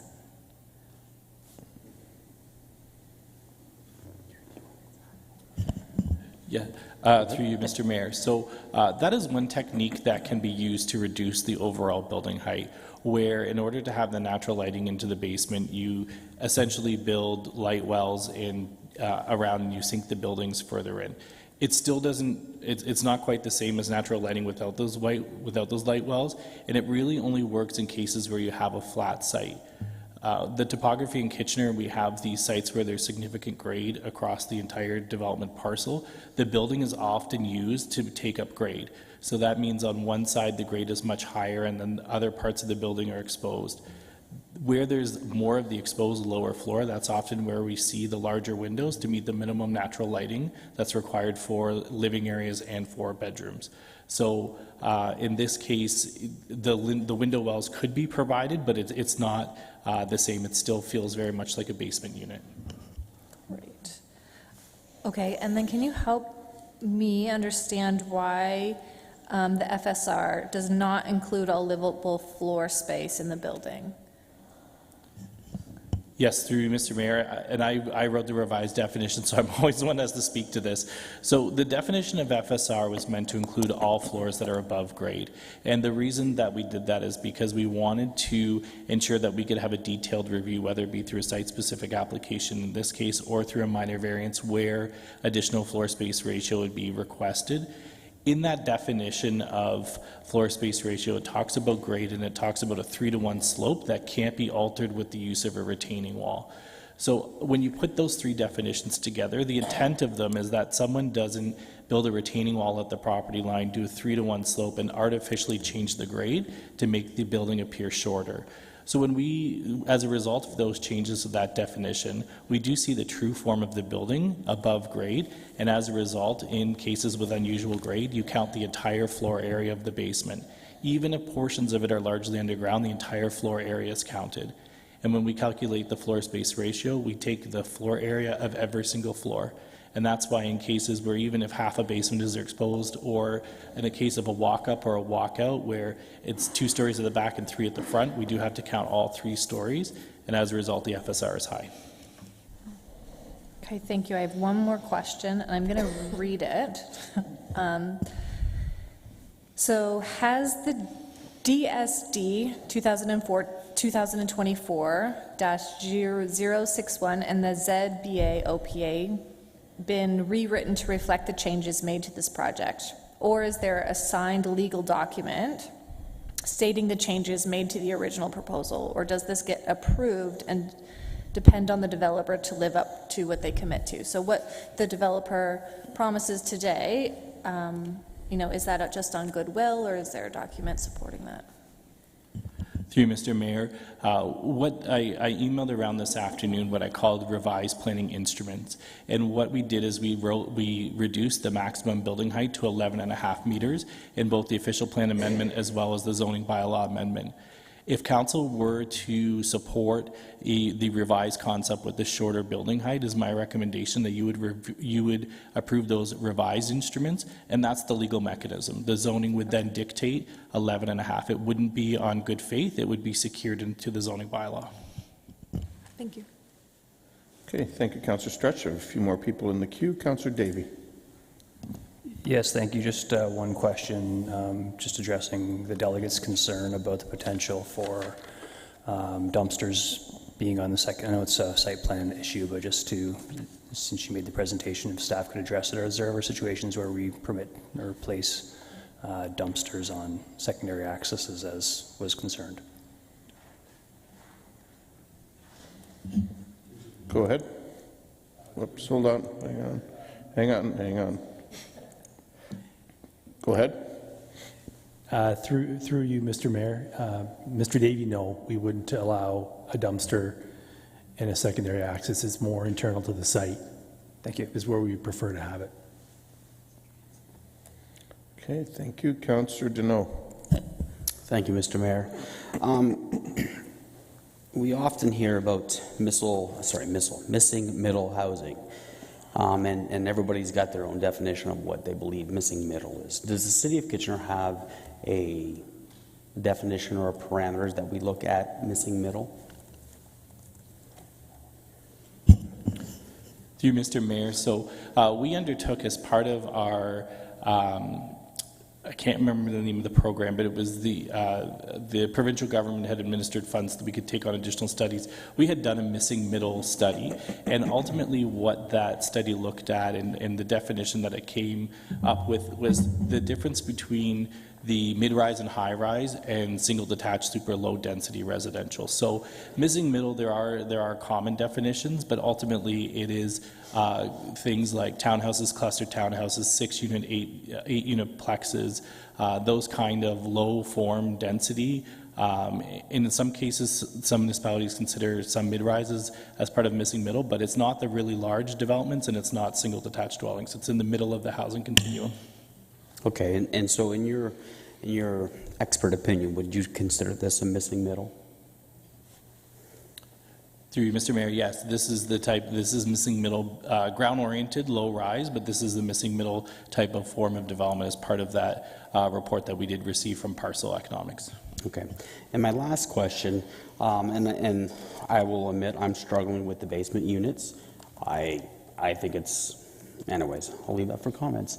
But when developers bring plans forward, as a city, are we able to articulate we would prefer units above grade versus half undergrade with some lighting, but not necessarily what people would receive in upper or above grade units? Through you, Mr. Mayor. So we evaluate from a planning perspective the site plan process and number of criteria, and we've heard about that tonight when we talk about height and shadows and impacts and built form and overall massing and appearance of a building.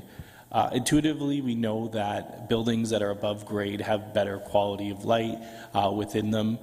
There have been improvements to the building code in terms of insulation and improvements in circulation systems, so basement units are not the same as they were 30 or 40 years ago. But we also know that those basement units, based on the design of the stacked townhouses, are usually the entry point in the least expensive units within a building, and having basement units in a stack, and then you have the main floor units, and then sometimes there's a two-story unit above that. They are the most affordable, and it creates a range of pricing across the site. Okay, thank you. And the last person I have at the moment is Councillor Michaud. Oops, there we go. Thank you, thank you. I'm going to ask about the basement windows as well. So just to be clear, the basement on this condo is below grade, correct? It's not on grade, or right? They're slightly above. Yeah, they're slightly above grade, right? So. Oh, they're slightly above grade, so Yeah. they're walk-ins. There's no stairs going into the it's not like basement. you got to go down and into the units. So. You have to go down. So they aren't on grade. They're down. If you're going downstairs, you're going down, right? I'm sorry. Sorry, I threw you, Mr. Mayor, on that one. Yeah, they're just slightly above grade, but you have to walk down into them. Into them. Yes. So the windows are, because there was mention by staff that they're window wells. Is there window wells in this design or not window wells? I'm confused because I think that the developer's representative said the windows are larger and they aren't window wells. They're grade level windows. So what are they? Again, I'll say this too. I'm not an architect, so I think we're getting really hung up on some of the details that will be fleshed out through the site plan. But certainly, I think the overall intent is to get some natural lighting into these basement units instead of them being totally sunken underground and having very small windows, right? So, but just to clarify, because I think what we heard earlier is that because of the slope of, so yes, you have to go downstairs to get to the basement units. On the one side, if we understood the applicant's representative correctly, on the one side you have smaller windows, and on the other, on the back side of the building, you have larger windows, which will allow for more light to come in, and you reverse things so that the bedroom is where the smaller windows are, and the living space is where the larger windows are. And I'm seeing nods there, so I think that's the clarification that we're looking for, Councillor Michaud. Thank you for that. And one last question. Is there any requirement for condo developments to have a specific amount of green space based on the number of units and a common element space? that is through you, Mr. Mayor. That's dictated through the urban design manual. There is a certain size. I don't know that off the top of my head right now, but again, this plan has been reviewed by our urban designer. The amenity space that they're showing, that's up in the top corner of middle portion of the site, would fulfill the criteria. Now again, it's a guideline, so there's always a little bit of give and take depending on the layout of the site and so on and so forth, but there is amenity space on this property. So it doesn't go by the number of units on the condo site based on for the amenity space. It's just whatever space is the guy. Like how is that established or dictated? So it's based on the number of units and by bedrooms. Units and bedrooms. Yes. Okay, thank you. Okay, those appear to be all the questions. Oh, sorry, go ahead, Councillor Davey. Right, sorry, just a question I typically ask in the situation of staff, just so it's clear to the delegates that have shown up today. If council were to turn this development down, as some have requested, what's the recourse for the developer? Through you, Mr. Mayor, I guess there's two kind of scenarios that they could do. If they were unhappy with the decision of council, let's say they decided not to approve it, they could appeal it to the OLT and see how it plays out at that level. Or alternatively, I guess the second scenario is that what they could do is just stick with the zoning that's in place and build it under those zoning regulations. Thank you. And can you, I've asked this question as well in the past, can you remind us what the municipality's success rate is, or I guess I could say, more accurately, I would say the resident success rate is at the OLT? Mr. Reedman? Through the mayor, there's a report by the Hamilton Spectator in 2022 that looked at 178 decisions released by the Ontario Land Tribunal within 2022, and 97% of those were decided in favor of the developer. Thank you. Okay, so those are all the questions we have at the moment. There is a motion from the original package that's in council, in the agenda this evening, that was referred to this date. Perhaps my question of staff is, does this motion reflect the changes that you spoke about earlier, Mr. Stevenson, or would a different motion need to be considered if that's what council wanted to do? Thank you, Mr. Mayor. When a zoning bylaw amendment is revised throughout the approval process after holding a statutory public meeting, we are required to waive further notice. The clerk has prepared the 4th paragraph sentence, which has to be included within a resolution if the zoning bylaw is amended, and that's waiving further notice. Okay, thank you. Councillor Michaud, is this a question, or are you looking to move a motion? We're not there yet. I need someone to move either the original motion, this revised motion, or something else.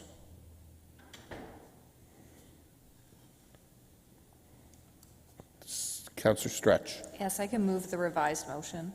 So this motion that's in front of us? Mm-hmm. Okay. Do I have a seconder for that?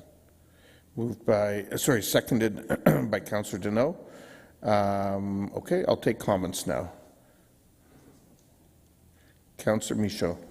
Thank you, and thank you, staff, and all the delegations for coming out again this evening. I'm really struggling with this site. I think I made myself pretty clear at the last meeting how I felt. I don't oppose intensification. I know we're in a housing crisis, and that's, you know, even though there are a lot of units still for sale, there are still a lot of units, affordable units, that are needed. That said, I'm starting to become concerned on how on the sites that or the projects that we're approving, particularly this one where we're putting 118 units, that's 118 homes on 2 acres of land with very little green space. More parking, more concrete, and you know, the amount of trees that will be saved is questionable still. So I'm struggling to and put in that it's not even in the major transit area, like it's not part of the MTA space. So I appreciate the changes that the developer has come back with, but I think this is falling way short of what should be put in that in this area. And for the residents and the residents that live there and the delegates that came forward to speak, you know, they made it clear that they're not opposed to any type of development in this space. They certainly expect it. But I just think that this is, it's just too many people in too small of a space. And it's not fair that we're putting people in places like this, that we're putting people in these small units. Like I picture a family with 2 children living in one of these units with no place to play, not even a front yard, not even barely a common element space. There's lots of parking spots, but there's not the common space that's needed. And I will end this by saying I live in a condominium community of 118 units, and it's sitting on 10 acres of land. So this is how far we've come from 118 units to 2 acres. We've got to find a middle ground here. This is just too much intensification in a neighborhood that isn't necessary to be in. Thank you. Okay, thank you. Councillor Stretch. Yes, thank you. I wanted to thank staff and Mr. Shirkla and MHBC for their good work on this, for working together and being responsive to the community and listening to some of their requests. I'd also like to thank the staff members who came out on a rainy, cold evening in the in the neighborhood to meet with the residents and do a walk around. You didn't have to do that, and you did. So thank you. I'd also like to thank the Eastwood community themselves for working together, for organizing. Steph, I know you did a lot of that, pulling together and hosting us in your community and showing us, you know, the specifics of what you talked about and what you needed and what you wanted. Many of you have put significant energy and time into this planning meeting and the proposed development, and I am sincerely thankful. And as your new counselor, I'm really honored to work with you in such a passionate and committed community. It's my expectation, like I said last time, that you would continue to warmly welcome new neighbors and continue to build an open community in your established neighborhood. It's also important to creating a really positive culture that you live in daily.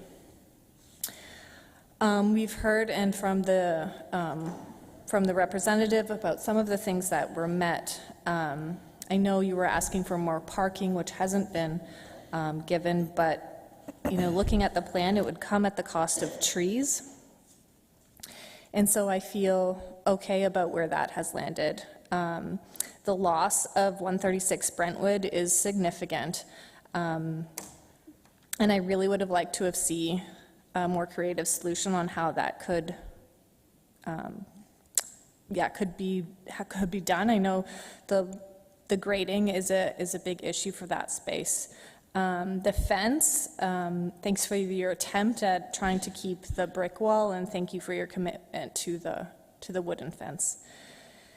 So we do see a height reduction, which is good, and you know, I do think these are significant moves in the right direction, but I can say that I agree with Councillor Christine Michaud about the density issue. There is a lot of housing in this area, and I have heard very, very clearly from the community that you're not satisfied with this proposal, so I will not be supporting it. Thank you. Okay, next we have Councillor Singh. Yeah, thank you, Mr. Mayor. First of all, I acknowledge all the thank yous that Councillor Stretch has made, but I think she deserves a thank you to her as well. She's probably wondering what I signed up for when she was appointed to council, and she may be having second thoughts, but I hope the Eastwood community understands the extensive efforts that she has taken to really facilitate dialogue, and I had the fortune of attending one meeting along with you, just to give you that little bit of added support, being so new added, and I think you handled it extremely well, of hearing the concerns of the residents at the same time, trying to formulate a dialogue of education and understanding from the perspective of the residents, as it was moving in a direction where staff were supporting an application. And so thank you for the tremendous great work you did, Councillor Stretch. I don't think you can be faulted in any way of you know, what you put in to get to this point. That being said, personally for myself, I like to see density take place when it's done right. It's better for our environment. We heard from Sustainable Waterloo the necessity of you know, the stewardship that we have as a responsibility to the environment. And either we grow out or we grow upward. You know, we can't one day agree with that, another day disagree with that. It's just, you know, we have to accept a path, and that means that we have to be somewhat adaptive to more denser construction.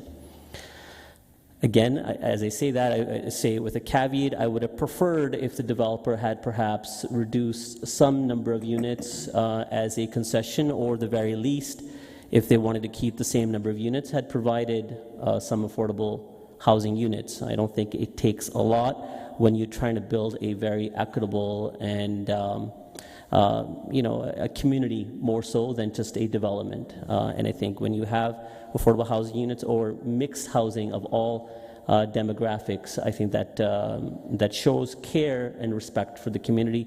I wish the developer had considered it, but nonetheless, I appreciate some of the changes that were made. So that being said, I think Councillor Davey has really pinpointed the struggle with this application. It is staff supported. Is staff supported not to their fault? Is staff supported based on our planning principles and planning policies that are not always of the design of this council? Those are the designs of the province, which dictates certain densities to take place, certain planning priorities to supersede, sometimes our preferences of having no basement units, or preferences of us having lower height, or preferences of wanting more amenity space, or perhaps much more of a parking requirement. But again, the ask from the province has been so far, build it now, or it's going to cost you. And it's going to cost us through reduction in funding that they've outlined. We will lose it. And it's a prime example. It's not fear-mongering. It's not a threat by the province. They've shown it. City of Cambridge has lost out on millions of funding that they could have gotten, whereas we were quite fortunate of receiving a check for $14 million. We would have jeopardized that if you start taking a very regressive look and saying, hey, no, development's happening too fast. But again, it's not in our hands. It's really something that's being demanded by the province. That being said, also, I think we have to be cautious when we start to have negative commentary on mixed use of housing. Not all of us can afford to live in detached homes or semi-detached homes, or perhaps an example of condominiums which are in a large space that have backyard and front yard and amenity space and much more parking because they're single units. They cost much more. They're not stacked. They're not double stacked or triple stacked.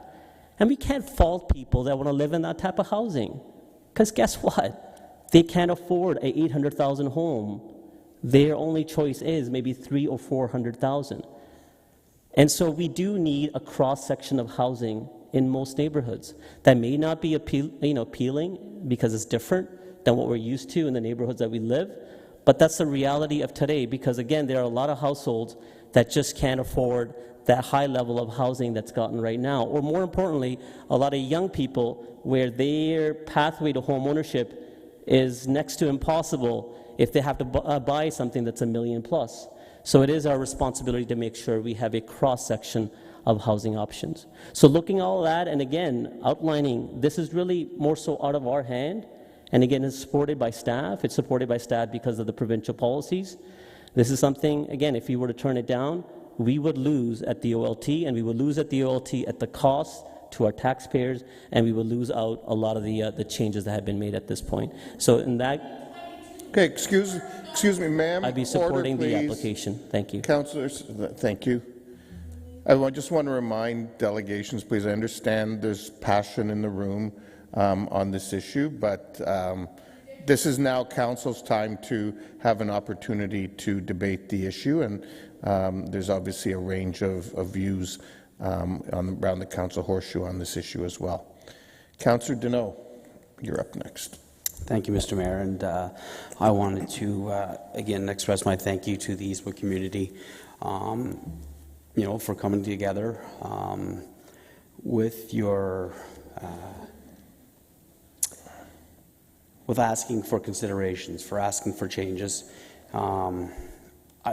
In my time here, this is the first time I believe that we've approved a development with basement units, and I can appreciate what Mr. Stevenson said about, that's at the lower end of priced units.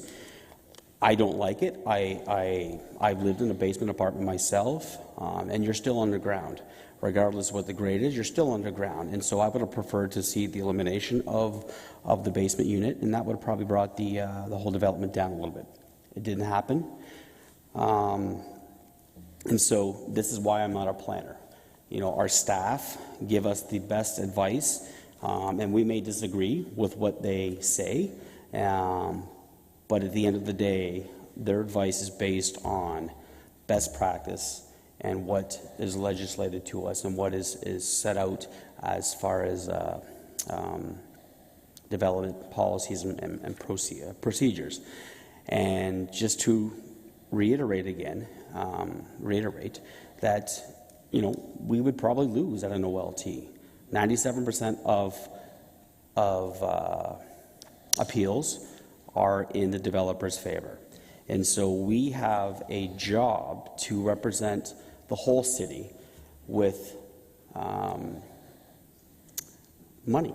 And so if we turn down every single development that came our way, and don't get me wrong, I don't believe in every single development that has come our way, but I also understand the impact that would have on the rest of the city. We wouldn't have money for enhanced parks or repaving our streets. We would. There's not enough money that we can pay to cover all of those losses. Again, I don't love this development. I think it is a large block in a little box, you know, I wish that, again, the basement units would be eliminated, but I believe that our staff provide us the best information of what they are given and what they are educated in. I'm not educated in policies and procedures and developments and in city planning. That's not my expertise. So I listen to what our staff say. And sometimes I don't always agree with them, but at the end of the day, they know more than I do. So with that, I will support the development, but I don't love the basement units. Councillor Davey. Yes, thank you. At the end of the day, what the decision we have to make, like I'm always cognizant, because I know delegations have asked that we fight for you, and the reality is with how the OLT process works, fighting for you is what we can negotiate before going to the OLT. And if I'm being honest, I don't think in my 10 plus years on council I've recalled a time when we've actually reduced floor heights to try to accommodate the residents. We reduced the height of this by about 9%, which I think is significant. There's concerns about the lack of community space for the residents that are moving in, but I am comforted by the fact that Montgomery Park is pretty much across the street. Like it's close and it's quiet and it's walking distance. But the decision at the end is a pragmatic one. I see, I get it, you're shaking your head, but if you're in my position, the reality is this. If I am certain, I am 100% certain if this were to go to the OLT, that we would lose. Now, let me finish. And if it was just that, if it was just the money, I could see you being extra angry. But the other reality that we've experienced in the past is we lose the things that we've negotiated. We potentially lose the things we've negotiated up till now. So as far as I'm concerned, if I fight for you, and that means I willingly know that we push it to the OLT, and it's possibly 9% higher back to where it was, and possibly even more units, because they're allowed to bring things back in. I don't think that's not me fighting for you. I really see that as me playing politics with you. So I'm going to support the application as it is, knowing that I and my fellow councillors did the best we can to try and appease what you guys were hoping for. Councillor Chapman. Yeah, thank you. And thank you for everybody for coming in and commenting on this. I have a number of concerns, which are the following. 30 people are being displaced here, and I don't think that the rental replacement plan is adequate. I think it falls very short of being adequate. And this is a problem because I presume these people are paying affordable rents at this time, and they're going to have a very difficult time finding rent that's affordable for them. There are no affordable units in this build. One of the residents mentioned that there are no accessible units. I don't know if that's, I didn't study it that carefully to say whether there are or not, but I take you for your word. I agree with Councillor Michaud that the density is extreme on such a small plot of land, which with inadequate green space for that many new residents. And I think we have an important role here, and that is to send a message to developers that we need to keep to the plan. These lands were rezoned in 2020, not 1985. We're not working off a zoning bylaw from 1985. And, you know, we need to respect the work that staff puts in, hours and hours and years of revising zoning bylaws for them to just throw it out the window. It doesn't seem right to me. So I won't be supporting it either. I agree we need more housing, but I think there are ways to do it responsibly. So thank you. Are there any other comments?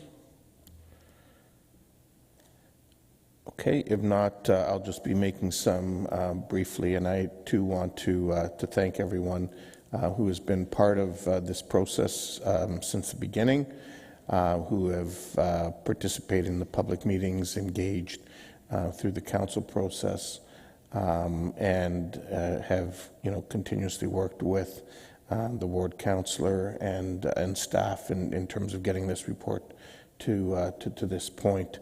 I also want to thank staff for the work that they've done to get this to here. I will say that in terms of the concessions that have been developed here, a big part of them are the result of the advocacy of your ward councillor, Councillor Stretch, who's worked hard with staff and the applicant to get them to this point. I recognize that from the applicant's point of view, they would have preferred a world where they didn't make those concessions, and I also recognize from the neighborhood's point of view, these concessions likely don't go far enough for some of you in terms of trying to make some changes that need to happen, or that you hope would happen. Fundamentally, though,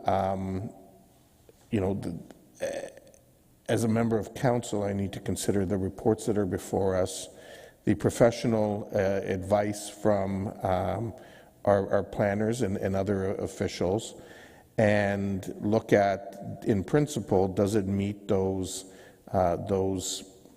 planning objectives? And in this particular instance, it does.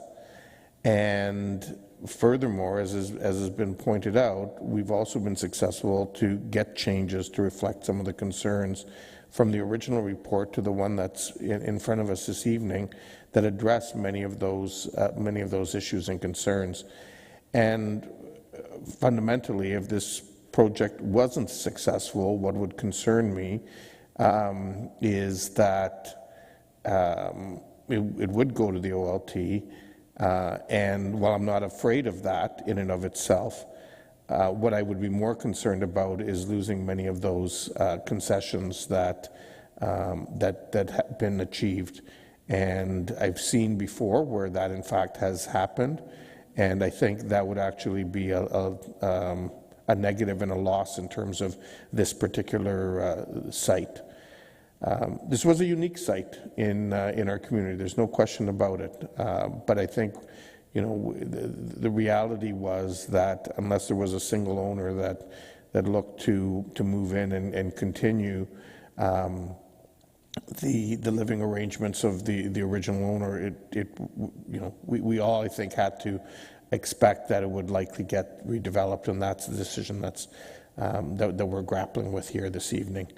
So, while it may not be ideal, I do think it is the best that we can get to, and so I will be supporting the report as it stands here this evening.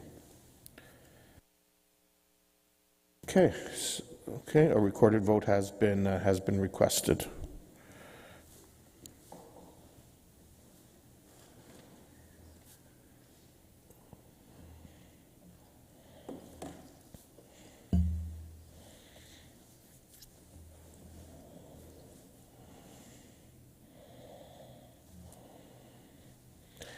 And the motion does carry. Okay. Thank you very much, everyone, for being part of the process and engaging and coming in and sharing your thoughts and opinions with us. Okay. We'll now move on to the reports of the committees. And Councillor Davey, I believe you're bringing forward Finance and Corporate Services Committee.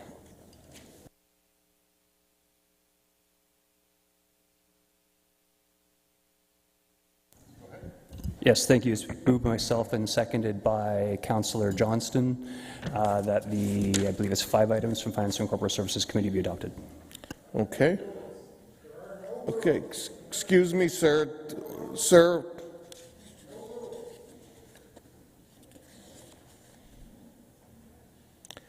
Councillor Johnson, you have your, no? Oh, that's for the next one. Okay, thank you. Any comments on any of the items? Yeah, on the 4 items, no comments. I'll just briefly acknowledge, and I know we had a good debate with respect to the Communitech partnership when we dealt with this at committee.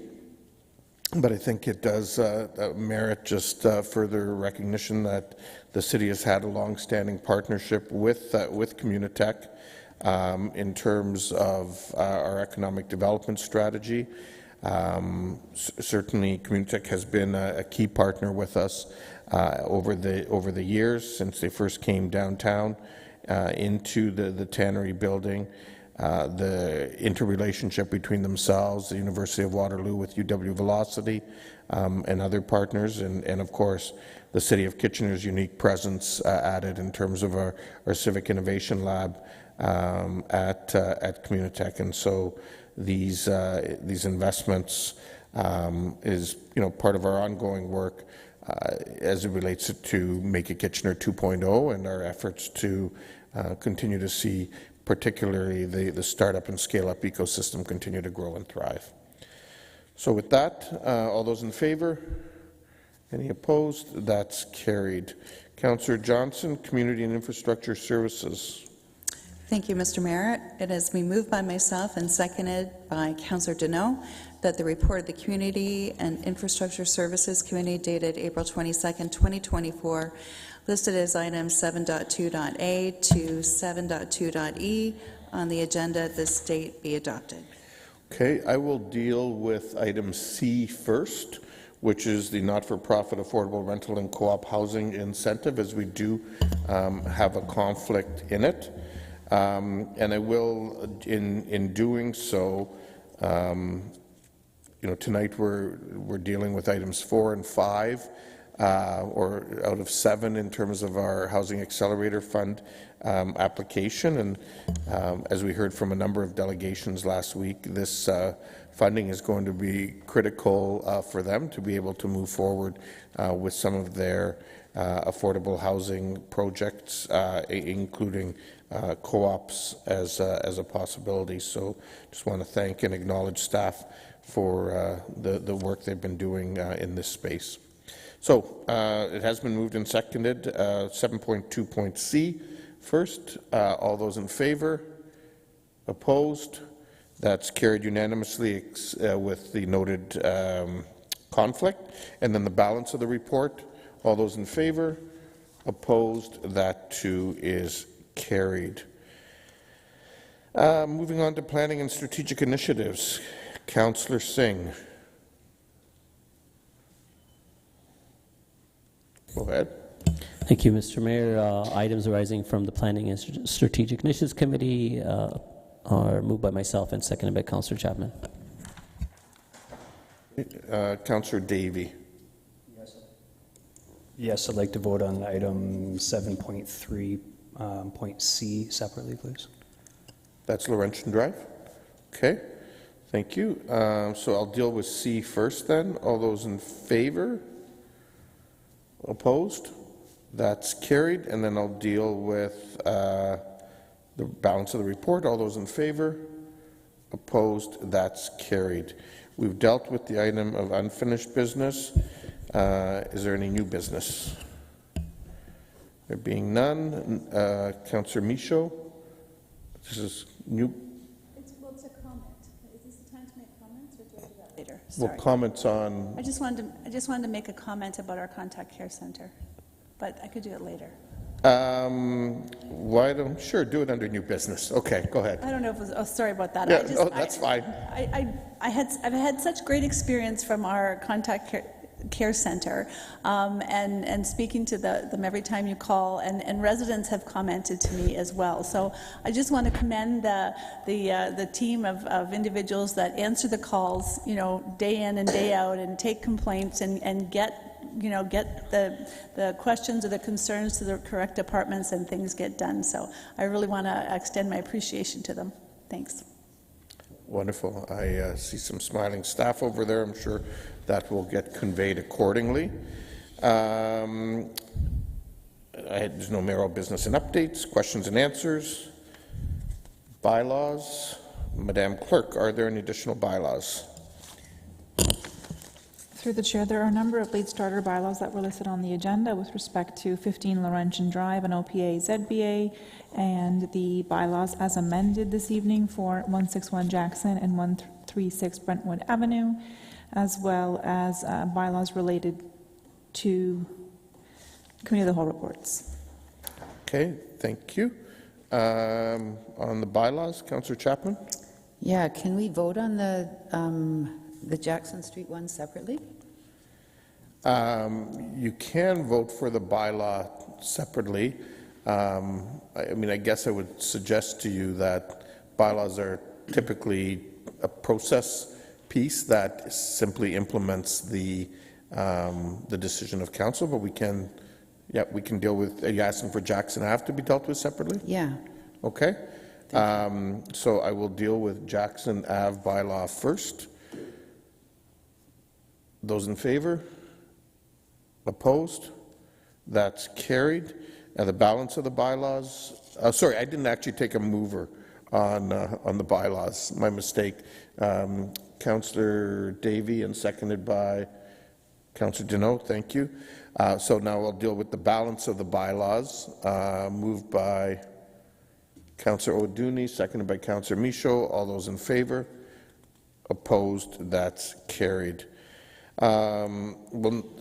Motion by Councillor Ayo O'Dooney to go into Committee of the Whole. All those in favor?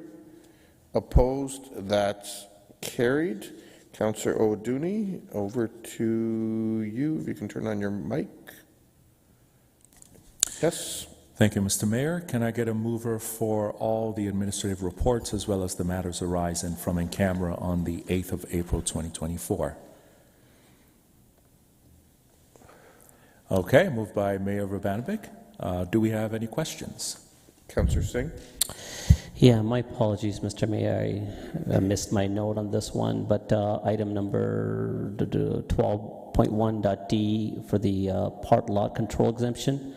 I'm just going to recuse myself. I don't have any pecuniary interest direct. It's just that I have a family member that owns property quite close proximity to this authorization. So I'll just recuse myself on that vote.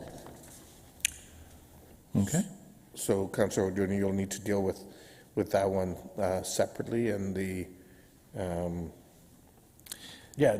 which one is that one again, by the way? 12.1.d. Okay. And actually, all right. So, do we have any other questions or comments? Go ahead. Thank you.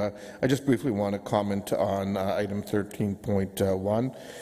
Thank you to members of council that came out last week as we announced our partnership with the City of Kitchener and Habitat for Humanity Waterloo Region with respect to the Build Now initiative. Certainly, I know I've already received several calls from people asking how do we how do we get on Habitat's list for being able to apply and so on.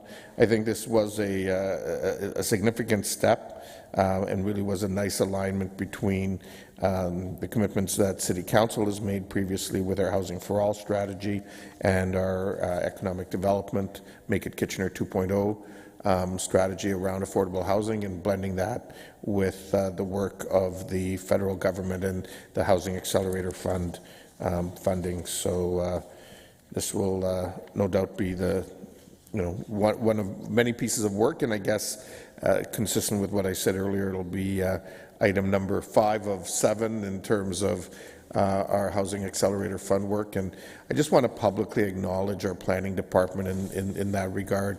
There's been a plethora of work that's been done trying to move these policy and program items forward in a timely manner in a short period of time. And I just want to thank the team, particularly, it's led by Justin Reedman, and then of course our 2 directors, Rosa Bustamante and Garrett Stevenson, and everyone that works together with them to get things to this point. Fantastic, thank you.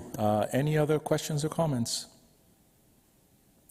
Okay, great. So can I get a vote on, we'll start first with item 12.1D. Can I get a vote on that? All in favor? Opposed? And that carries. And can I get a vote on the rest of the items? All in favor? Opposed? And that also carries. Okay, to the clerk, do we have any matters arising from caucus?